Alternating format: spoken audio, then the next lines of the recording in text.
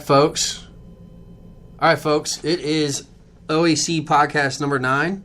I am here with two special guests, Mitchell Stokes and Dr. Buddy Chichinski. Hope you guys enjoy this one.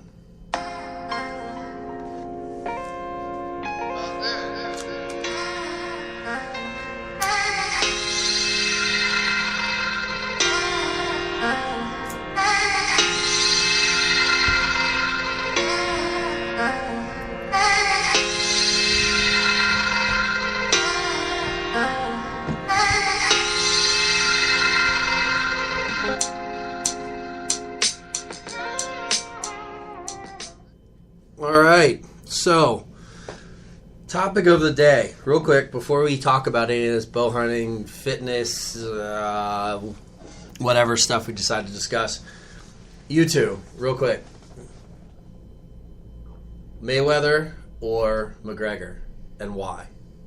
Go. Well, obviously, when you have someone that's a specialist at what they do, they're going to beat someone who's a generalist.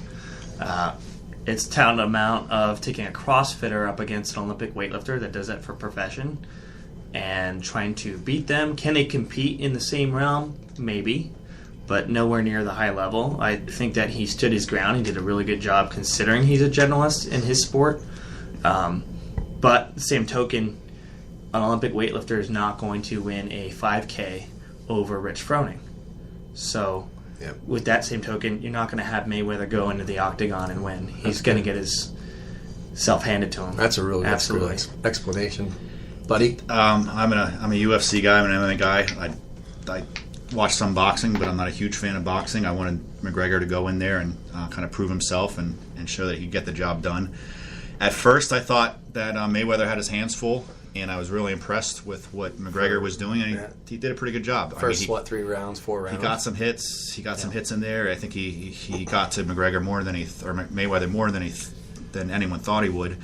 But then I listened to Mayweather after the fight, and what he said made a lot of sense. And I don't like Mayweather. Personality-wise, I think he's a jerk, but he's a smart guy. He has fight IQ. He's like I went out there. He's like, I went at him because that's what the fans were paying for. Not like the Pacquiao fight or his previous fight where he played defense and ran the whole time.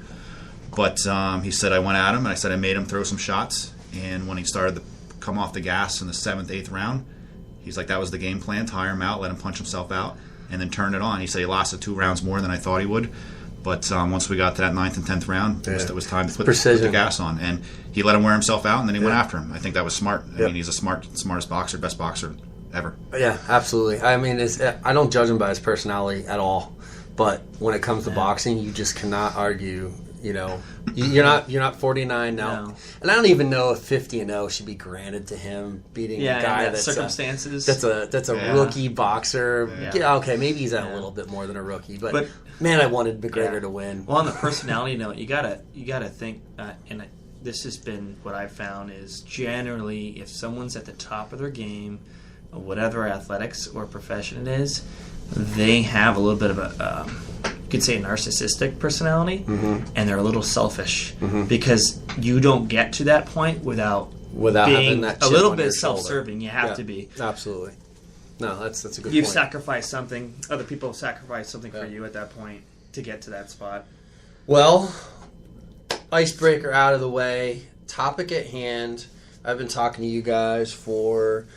Probably, I bet you we brought up podcasts a couple years ago, and we were all like, who's gonna listen? Why? What's the bother? But now I have a little bit of an audience with Online Archery Challenges. Buddy, you're a blogger. You have quite a few health things out there. And Mitchell, I mean, you have members, you have gym members, you have friends in the weightlifting community. You have a friend that's a bow hunter that doesn't know some of the stuff that I know, or needs help with, and vice versa. So I'm here with Mitch Stokes, which I said before. Mitch, you want to do a quick introduction, please? Sure. I work down the road from Frank. I've been running an affiliate, a CrossFit affiliate, close to coming up on 6 years now. And I say double as a weightlifting coach. And Also dabble in sport performance for the local athletes at the high school level as well. And I volunteer as a coach over at the high school and middle school as a wrestling coach, football coach, and a track and field coach as well. Okay. And I like to dabble in bow hunting and archery. Mm-hmm. Yeah, you're a little bit of a noob when it comes to the bow hunting. Oh, yeah. But you're slowly progressing like the rest of us do with other things that are a little bit outside of our comfort zones. Buddy? So, Buddy Tuchinski, I am a chiropractor. I'm also a provider and trained under the functional movement systems, and taken dozens of random other seminars over my years as continuing ed. I'm an adjunct professor for Penn State here at the Schuylkill campus, and lifelong bow hunter, fisherman, hiker, hunter in general. But I just love bow hunting. That was probably my favorite. And you and I have known each other from the bow hunting side, archery side. 3D hunting. I mean, we did 3D since shoots. we were kids. We went to school together, and since it was just we live in a bow hunting, huge bow hunting community. Plenty of patients that have they're all, lots of them are bow hunters. I was talking to the guy just this afternoon about an hour ago, and really wanted to be able to pull his bow back. It's just shoulder was hurting him, so we helped him out. Irony there.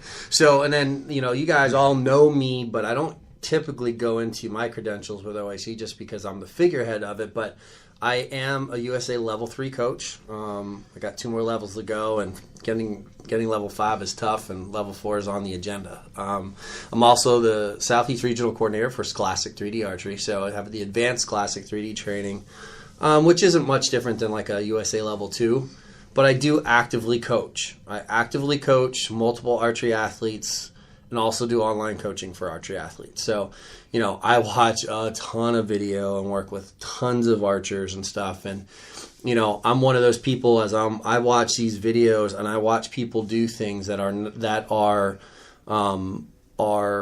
not movements that are conducive to a long-term archery career. Let's just put it that way.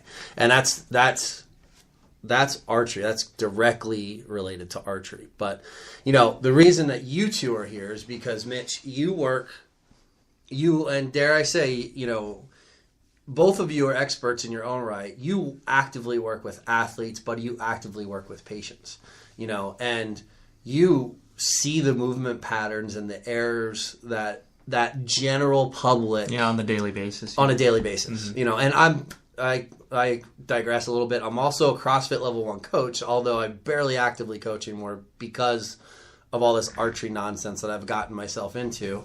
And then Buddy, who Mitchell has come to see, that I come to see in probably most of CrossFit Fluid, just to keep our bodies mobile and, lubricated and, actively. So that's this just to tie everything together into discussion. So with that being said, and as far as the bow hunting, I mean, I watch a lot of, some of these Facebook to social media stuff. I see people using elevation masks to train.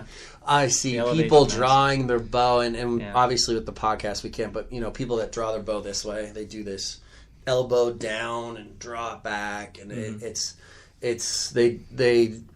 they're drawing too much bow weight. They're doing all these things, and they got 70, 80 pounds on the thing. They're trying to draw because it's cool. It's cool to shoot a fast bow, which you can attest to. Right. Everybody was after speed for the longest time, which they still are in some ways. And they sacrifice form, function, and ultimately shoulder health most of the time. Shoulder health. And before we did this podcast, and just to kick it off on the injury side, I posted on one of the it's a Facebook group, pretty neat little group, bunch of motivated guys. It's called Hammer and Chisel for the Hunter, and I posted that we were going to do this podcast and it was going to be live, and that I just asked the question, give me some feedback. What do you want to hear? What do you want to talk about? And Michael O'Brien, Michael is from, looks like San Antonio, Texas. Nice town. You're familiar with it. Looks like he's a traditional shooter. I see he's got a recurve there. So I'm assuming he's a traditional shooter, unless that was just at one point in time where that's just a picture. He said, I'll bite So what are some good exercises for the shoulders, back, and chest? I think we'll start with you first, Mitch, on that. And especially when you have shoulder injuries. So, obviously I'm going to rely on both of you for this. Mm-hmm. Then the equipment question, which I'll touch upon when we get done on the topic. So shoulder, back, chest exercises, especially for someone who has shoulder injuries. So, and there was a little bit, you guys were both busy. I responded. And he said that he's torn muscles in his rotator cuff. I don't know which arm. I'm assuming it's his right arm. It's his draw arm, whether he's right or left-handed. Would affect you either way. Yeah, and some SI joint stuff, which maybe you can touch upon that as well. Yeah. But well, first off, getting back to what you were saying about people putting too much weight because they want to shoot a fast bow. Generally, and that, not just in archery, but anything athletically, you're talking about your body moving. It's going to go for the path of least resistance. So if you have a weak area, your body's naturally going to try to go around it. Something else is going to have to pull the weight.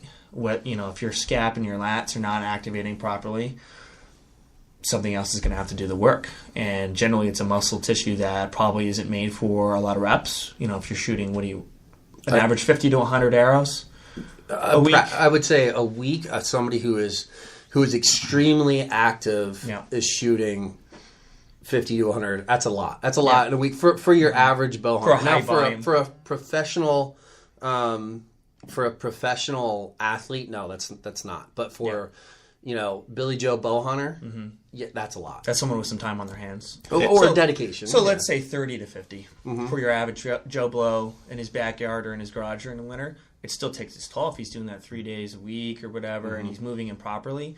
Eventually, something's going to give. Whether it's an actual tear, probably not. More likely, it's going to be like chronic pain. And going back to the injury thing, before you ever look at something online like, hey, these are really good exercises for your shoulders and this and that.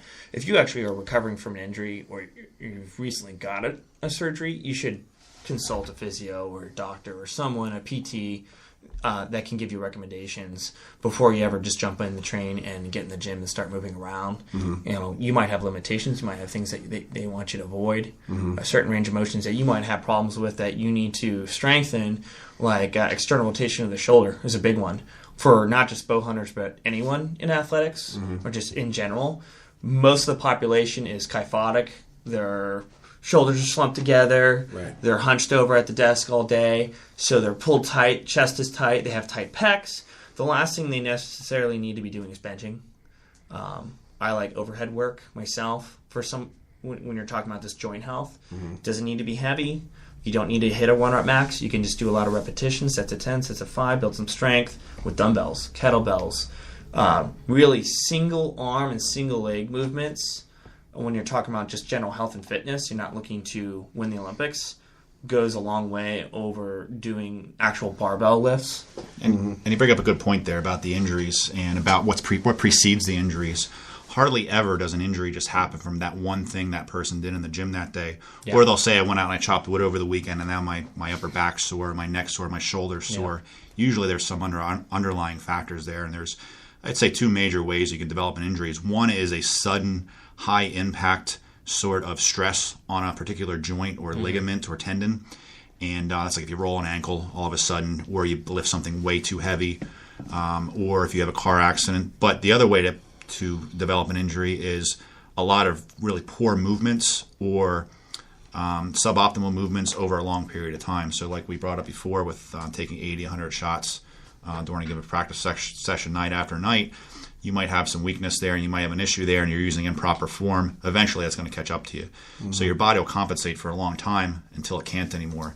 And then that's when you start to develop these issues. And then someone says, oh, my shoulder's bothering me. How do I fix it? Or they expect to come in and have some work done on it once, or have a cortisone injection, or do a couple things, or exercise for a week or two, and they say, oh, my shoulder's still sore. What's going on? Yeah. Well, that issue has been there for a long time, and that you're basically like the rotator cuff, for instance. People can shred their rotator cuffs for many months or many years until it actually hits a point to where it starts really bothering them. Yeah, they finally get the straw on the camel's back. Yeah. So, if I just want to revert back. You said something, and I know it's kind of a a philosophy I've heard before, and I do believe it came from Travis Mash from Mash Elite Performance. You said about, if somebody who has shoulder issues, benching isn't going to be conducive to what you Generally, no. your pecs tighten, your shoulders Yeah. get You're exasperating the absolutely issue.